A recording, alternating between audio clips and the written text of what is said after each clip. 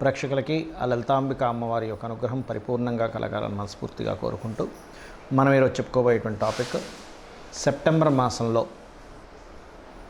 రాశి ఫలితాలు ఏ విధంగా ఉన్నాయి. ముఖ్యంగా లగ్నం నుంచి చూసుకోండి, చంద్రుడిని రాశి కంటే కూడా అది ఇంకా ఎక్కువగా పనిచేస్తూ ఉంటుంది. అయితే ఇక్కడ గ్రహస్థితి ఏ విధంగా ఉంది అని చెప్పి చూసుకున్నట్లయితే మేజర్ ప్లానెట్స్ అయినటువంటి శని కుంభంలో వక్రించున్నాడు, వృషభంలో గురువు, రాహు ఏమో మీనంలోని, కన్యలో కేతు ఉంటాడు. ఇవి మాత్రం ఎక్కడా కూడా మనకి అంత తొందరగా మారవు. మిగతా గ్రహాలు కనుక చూసుకున్నట్లయితే కుజుడు మిథున రాశిలోని, అదేవిధంగా చంద్రుడు కర్కాటకంలో ప్రారంభమై మరలా మిథునం వరకు తన యొక్క సంచారం జరుగుతుంది. అందులో చంద్రుడితో పాటు బుధుడు కూడా కర్కాటకంలో ఉన్నాడు. కాకపోతే బుధుడు 5వ తేదీకి సింహంలోకి మారి మరలా 23వ తేదీకి ఇందులోకి మారుతున్నాడు, కన్యారాశిలోకి మారుతున్నాడు. అదేవిధంగా సింహరాశిలో రవి, శుక్రుడు కన్యారాశిలో నీచబడి ఉన్నాడు. ఆయన దాదాపుగా 19వ తేదీ వరకు ఉంటాడు. మరియు అదేవిధంగా ఈ కన్యారాశిలో శుక్రుడు 19వ తేదీ వరకు నీచబడినటువంటి సమయంలో పర్టికులర్గా ఏంటంటే నీచ స్థానంలో ఉండేటువంటి రిజల్ట్స్ కూడా నేను మీకు ప్రత్యేకంగా చెప్తాను. అందరూ అంటే జాతచక్రం ఉన్న వాళ్ళు లేని వాళ్ళు కూడా ఏం పాటించాలనేటువంటిది. సో అందుకని మీరు వీడియో ఎండింగ్ వరకు చూడండి. మిథున లగ్నము, మిథున రాశి. మిథునం వారికి కనుక చూసుకున్నట్లయితే రాస్యాధిపతి 3లో ఉన్నాడు. అందులో పర్టికులర్గా మనకి 5వ తేదీ నుంచి 3వ స్థానంలో సంచరిస్తుంటాడు. 5వ తేదీకి ముందు 2వ స్థానంలో 5వ తేదీ వరకు ఉంటున్నాడు. కాబట్టి కాస్త మీకు ఏదైనా ప్రాపర్టీ మూలంగా రావాల్సిన డబ్బులు కావచ్చు, లేనట్లయితే స్కాలర్షిప్స్ రిలేటెడ్గా వచ్చేటువంటివి కావచ్చు, కొంతవరకు అనుకూలంగా ఉంటుంది. కాకపోతే ఇక్కడ చతుర్థ స్థానంలో ఉన్నటువంటి గ్రహస్థితి ఏదైతే ఉందో 19వ తేదీ వరకు శుక్రకేతువులు, ఇది పర్టికులర్గా ప్రాపర్టీస్, వెహికల్స్ ఇటువంటివి కొనుగోలు చేసేటప్పుడు కానీ, అమ్మేటప్పుడు కానీ, కన్స్ట్రక్షన్ ప్రారంభించేటప్పుడు కానీ, సెకండ్ హ్యాండ్ కానీ ఏదైనా సరే కొత్తది కావచ్చు, సెకండ్ హ్యాండ్ కావచ్చు, డ్రైవింగ్ చేసేటప్పుడు కావచ్చు, వాహనాల మీద వెళ్ళడము, వాహనాలు ఎక్కువగా రద్దీగా ఉండేటువంటి ప్రదేశంలో రోడ్డు దాటడము, ఇటువంటివి చేసేటప్పుడు 19వ తేదీ వరకు చాలా కేర్గా ఉండండి మిథునం వారు. ఫినాన్షియల్గా గ్రోత్ అయితే ఉంది, అందులో ఎటువంటి డౌట్ లేదు. అదేవిధంగా 5వ తేదీ నుంచి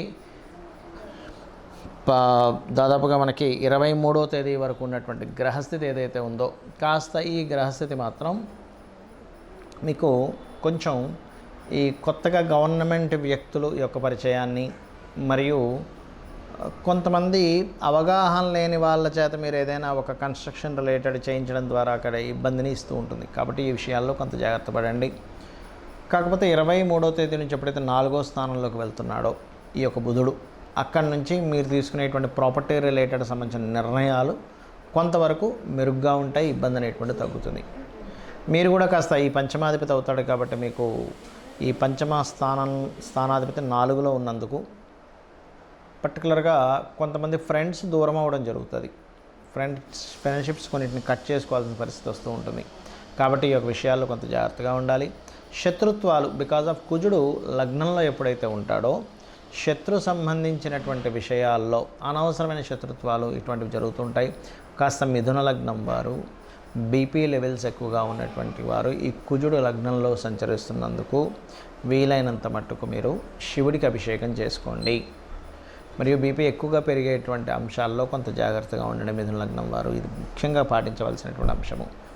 అలాగే ఎందుకంటే 6th లార్డ్ లగ్నంలో ఉన్నాడు. అదేవిధంగా మరొక విషయం ఏంటంటే ఈ ఎవరైనా ఇష్టపడి వివాహం చేసుకునేటువంటి విషయాల్లో కొంత వ్యతిరేకత వచ్చినప్పటికీ ఈ గురువు యొక్క బలం 7వ వచ్చి శుక్రరాశుల్లో ఉన్నందుకు గతంలో విడిపోయినవి అవన్నీ కూడా 23వ తేదీ నుంచి కొంతవరకు మరలా మీకు కనెక్ట్ అవుతాయి. అంటే అట్లాగా ఎవరినో వివాహం చేసుకుందాం అనుకున్నారు, గొడవ వచ్చింది, విడిపోయారు. మళ్ళీ 23వ తేదీ ఎప్పుడైతే శుక్రుడు కన్యారాశి నుంచి మరలా ఓన్ హౌస్కి వెళ్తాడో అక్కడి నుంచి ఆ యొక్క విషయాల్లో మీకు పాజిటివ్గా ఫలితాలు అనేవి జరుగుతాయి. అదేవిధంగా మరొక విషయం ఏంటంటే ఉద్యోగంలో గతంలో రావాల్సిన ధనం ఇప్పుడు కాస్త రావడము, విదేశాలకు వెళ్ళి ఉద్యోగం చేయాలనుకునేటువంటి ప్రయత్నాల్లో కొంత శ్రమ పడుతూ సక్సెస్ అవ్వడము. అదేవిధంగా శనివారాలు మాత్రం ఎట్టి పరిస్థితుల్లో మీరు వివాహ సంబంధించిన నిర్ణయాలు ఇటువంటివి ఏవి కూడా తీసుకోకండి. ఇక మీరు చేయవలసినటువంటి దేవతా ఆరాధన ముఖ్యంగా లక్ష్మీ గణపతి ఆరాధన, విష్ణు ఆరాధన ఎక్కువగా చేయండి. మీరు ఏం చేస్తారంటే శుక్రవారాలు, మంగళవారాలు గోవుకి తీపి చపాతీలు మరియు గ్రాసము తినిపించండి, అన్ని విధాలా బాగుంటుంది.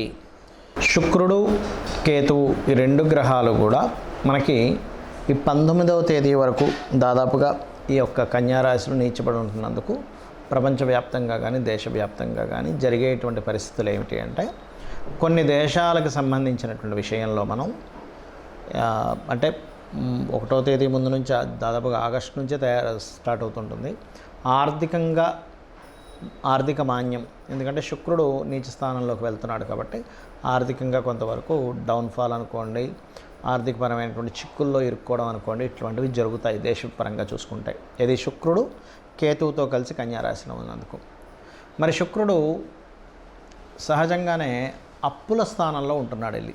అందుకని ఏంటి, మొత్తము కూడా అందరూ కూడా ఎవరికైనా మనం అప్పు ఇచ్చే విషయాల్లో లేదా తీసుకునేటువంటి అంశాలలో కొంత జాగ్రత్త వహించండి, గుర్తుపెట్టుకోండి. స్త్రీలు ముఖ్యంగా బయటికి వెళ్ళేటప్పుడు మీరు గణపతిని తలుచుకోండి. ఒంటరిగా వెళ్ళవలసిన పరిస్థితులు కొన్ని వస్తుంటాయి, కొన్ని నిర్మానుషమైన ప్రదేశాల్లో తిరిగేటప్పుడు కానీ. బికాజ్ ఆఫ్ శుక్రుడు అనేటువంటిది ఏదైతే ఉందో స్త్రీ కారక గ్రహంగా, స్త్రీలని సూచించేటువంటి గ్రహంగా చెప్తూ ఉంటారు. కాబట్టి ఈ యొక్క అంశాలు చాలా జాగ్రత్తగా పాటించండి.